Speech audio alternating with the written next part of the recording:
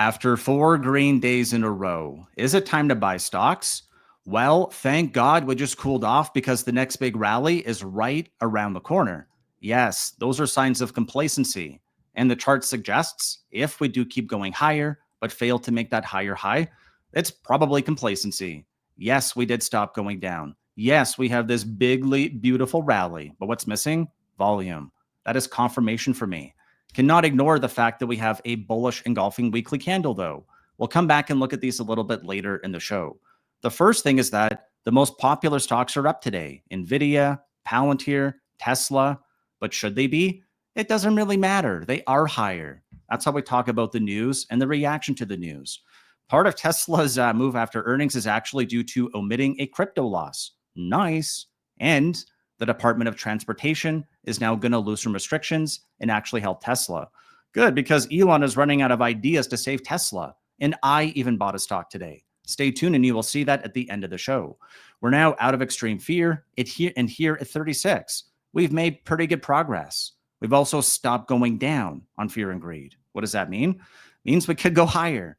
If we're going to track the Bitcoin move, we could actually do a W or retrace back to our relative high after breaking the downtrend.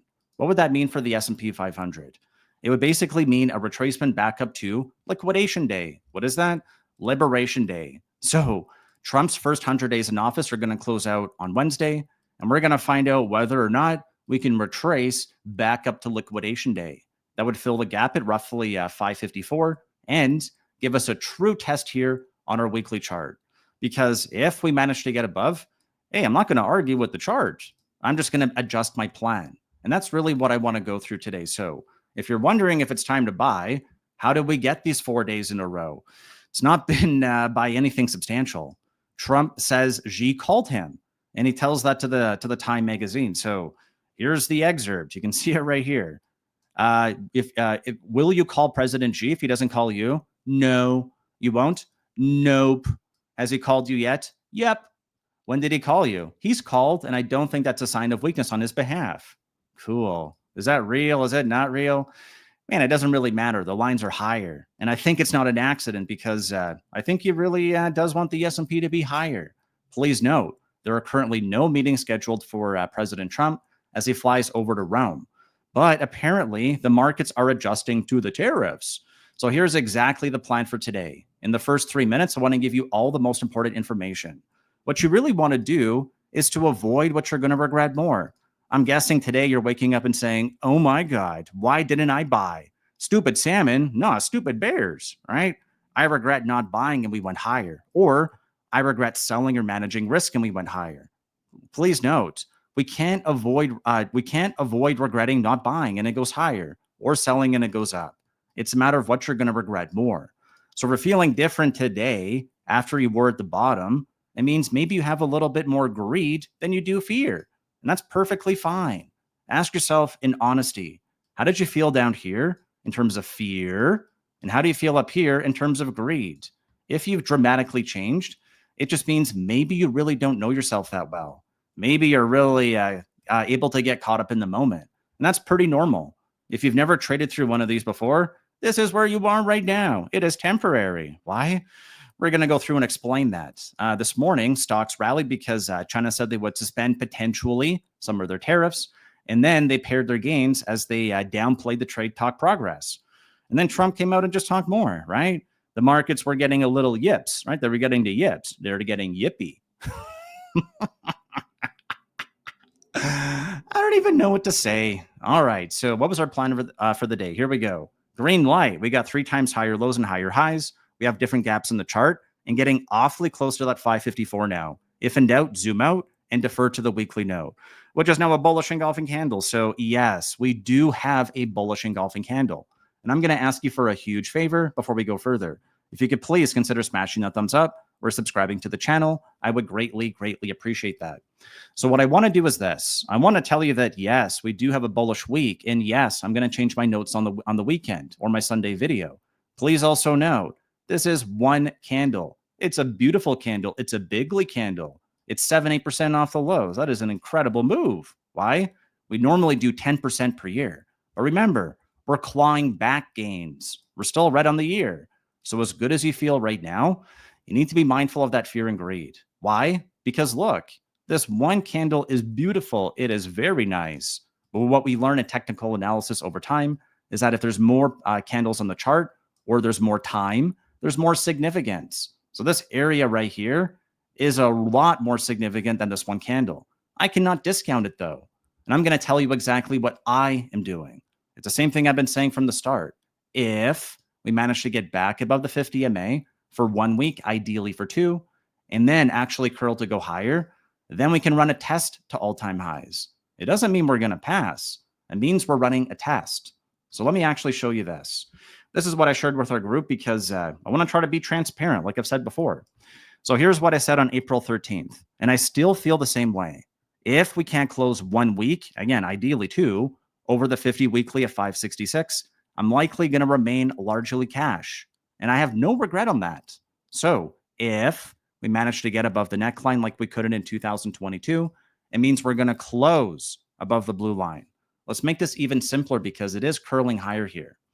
So if now we go here to our 2022 pattern, we're going to grab a horizontal ray and we're going to snap it at the top of the candle here or the neckline. That's at 45308. Now we're looking to these candles here and we're looking at the close. We want to see whether we closed above that area. No, 45292. It's awfully close, but there is no cigar right here. So what does that tell us? Well, it tells us something pretty simple. If we do the same thing over here and we can't close above the H, which is 565.16, we are not going to close above that blue line because it's at 567.49. So yes, excellent progress. And yes, Trump's first 100 days do close out as his candle closes out on Wednesday. And we're now back above support. So we've recaptured support, and that's a really good sign. Last thing here on the charts, let's look at SPX. We're very familiar with the failed breakdown pattern, but it is not an expansion signal. If we want to actually go higher, we need continuation. So if we look here to the S&P, what does that mean? It means we have to go up more next week. We could realistically run a test to the 50 MA, and by closing at or near the high of the candle, it does signify the likelihood of continuation into next week. Lastly, looking here at the weekly volume, hey, it looks pretty good. On the daily, it looks kind of bad as we zoom in. Again, reminding ourselves that a weekly candle is formed with 5 daily candles. So we can see what the candle looks like if we want to go in for deeper inspection.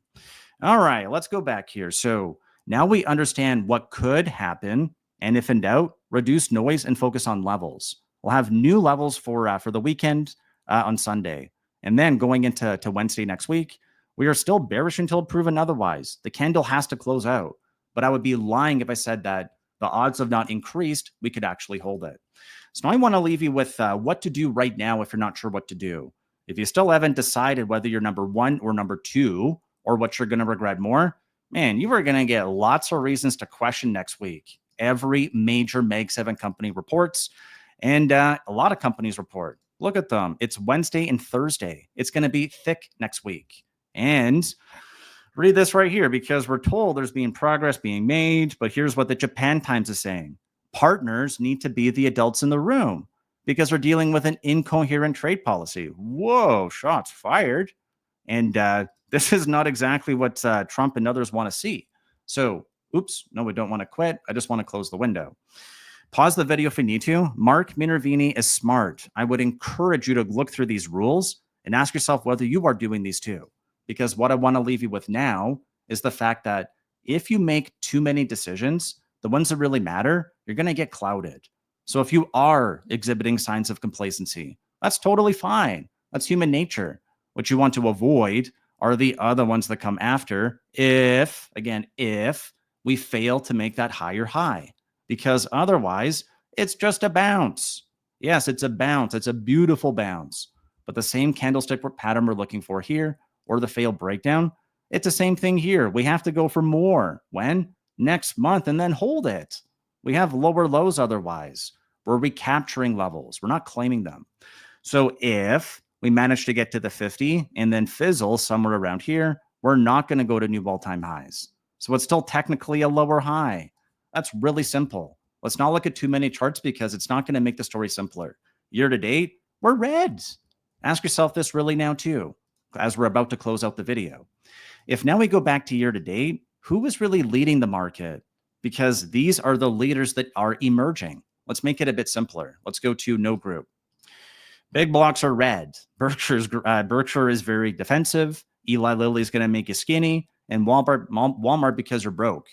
Well, not all stocks are created equal. If we look here to sector groups, these are not the stocks I would expect to lead. Walmart and Costco, Raytheon and GE, Netflix, yeah, Netflix is at all-time highs. Eli Lilly, Philip Morris.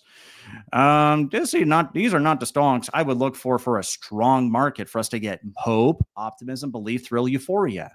So again, pause the video and read these notes. But here's what I want to leave you with. I did buy one stock today, even though I said I wouldn't. So I bought Target. And the reason why I'm trying to be very defensive is because my cash does not need to be in trades all the time. If I look here to my year-to-date performance, remembering that the S&P is red, I'm up by 18.65%. So here's what I want to leave you with. I know the maximum risk on my account. It's 1%. That's what I risk per trade. So the worst case scenario for me, unless the sky falls on Monday, I'm going to go down to 17.65%. So what does that mean? I am being very tactical. I have a plan, and I feel no FOMO. Sorry, I do feel FOMO, but I don't feel enough FOMO that I want to go back and break my rules or adjust my plan. So what am I doing? I'm going to go enjoy the sunshine. And maybe you do too, because if it is or is not the end of the world, our sale does end in 5 days. If you want to take advantage of it, go to theelgo.com. And if not, I look forward to seeing you on the Sunday video. Thank you.